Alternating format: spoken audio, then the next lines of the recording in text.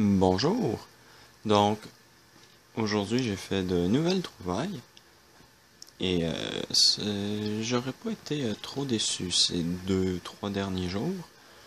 Donc, ça ici c'est une partie de ce que vous voyez. Donc, le reste c'est pas mal toute la même chose, mais il y en a beaucoup. Donc, on va commencer par ce qu'il y a là. Donc, ici j'ai eu des extensions USB certifiées 2.0 haute vitesse. Voilà. Un équerre avec deux prises USB pour mettre sur une carte mère, c'est quand même toujours pratique. Un USB A vers USB-C si je me souviens bien, donc ça c'est surtout pour les imprimantes, mais vu la longueur qu'il y a, ça va être pratique. Ici, j'ai eu une Sound Blaster Live de 1998, une belle petite carte. Ça va faire très bien sous Windows 98 par exemple. Une ESS Audio Drive. Voilà, donc rien de bien impressionnant. Ici, maintenant, on est dans les cartes graphiques. Celle-ci, franchement, j'ai vraiment été content de la trouver. Ça, là, je vais la mettre dans le compact dès que j'aurai le temps. Là. Ça, c'est une GeForce 3. Donc, avec 64 MO de RAM. Donc, ça, là, c'est une belle petite bête, cette carte-là. Ça va faire très bien dans le compact. D'ailleurs, je vais faire une comparaison entre la TNT2 et cette carte.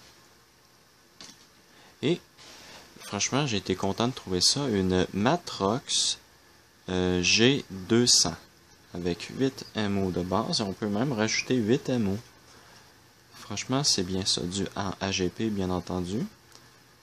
L'époque, on pouvait rajouter de la RAM à ces cartes graphiques, c'était bien. Donc, une belle petite carte qui va être attestée elle aussi. D'ailleurs, je vais faire une comparaison entre la TNT2 et cette carte-ci aussi, puisque j'aimerais bien voir ses performances 3D face à la TNT2. Il faut savoir que ça, c'est ma toute première carte, ma Matrox. Donc, voilà. J'ai trouvé deux autres disques durs, donc un qui est spécial. Celui qui est spécial, c'est un disque dur SCSI Fujitsu de 2003. Je sais pas trop c'est quoi ses spécifications, mais je sais que j'ai la carte pour pouvoir utiliser ce genre de disque dur là.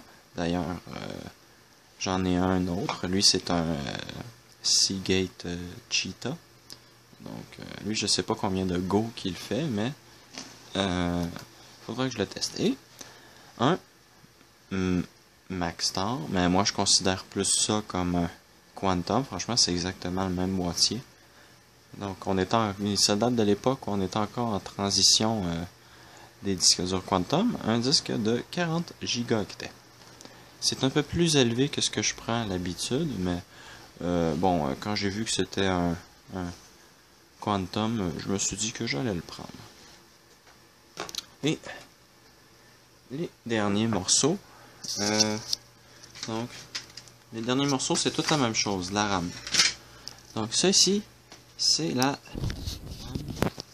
RAM que j'ai trouvé en EDO. Voilà. Donc, à l'exception de celle-ci, j'ai tout trouvé ces RAM EDO. Donc malheureusement, il n'y en a aucune qui sont pareilles. Ici, on a une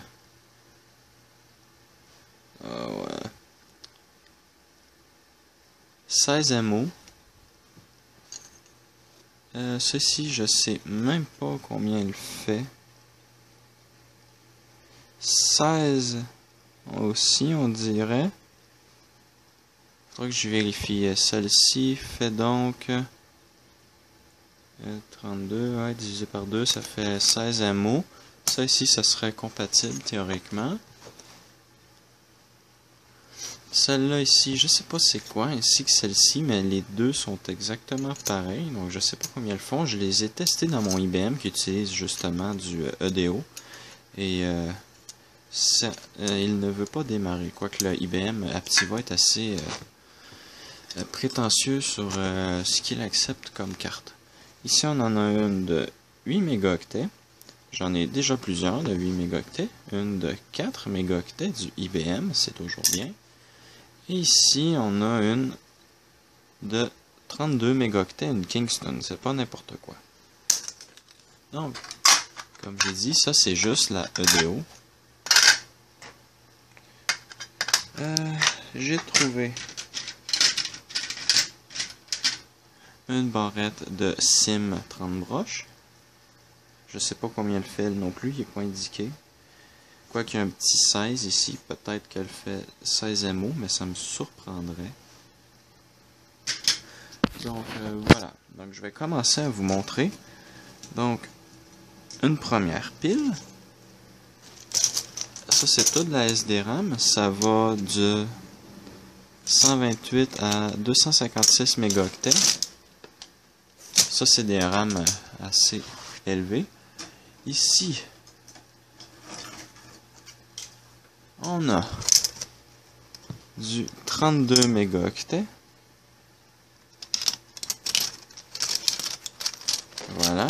Et c'est pas toutes les 32 mégaoctets, il y en a probablement d'autres, mais les forces ne sont pas toutes écrites, donc je sais pas. Ainsi que j'ai ça.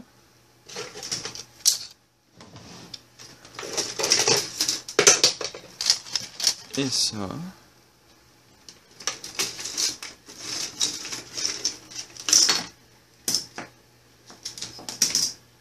Et ça. Et ça.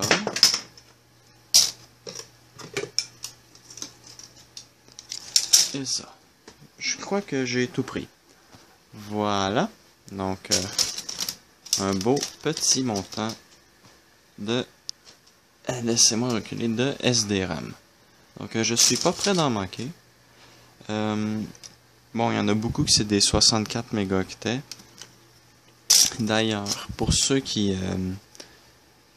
savent pas comment trouver la mémoire, c'est très simple.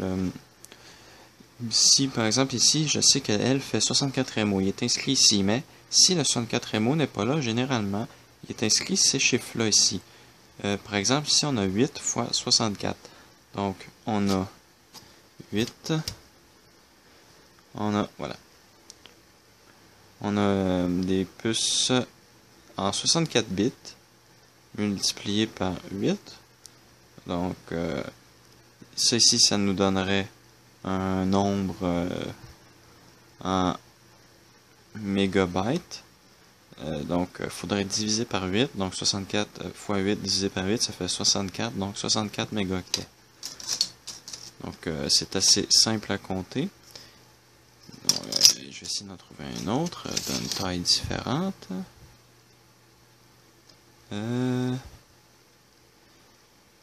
Puisqu'elles ne sont pas toutes inscrites de la même façon, comme celle-là ici, j'ai pas trouvé comment on les calcule ici. Il est inscrit PC100, 322, 620. Bon, je sais que PC100, c'est le nombre de mégahertz que va la mémoire, mais 322, puis 620, je sais pas. On va en prendre une autre. Est-ce que je peux en trouver une autre? Oh, ça, c'est encore du 64 mégaoctets. Comme je l'ai dit, j'ai beaucoup de 64 mégaoctets.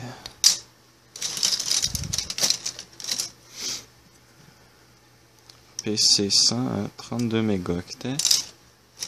D'ailleurs, fait au Canada. Oui, donc bon, je crois que vous aurez compris.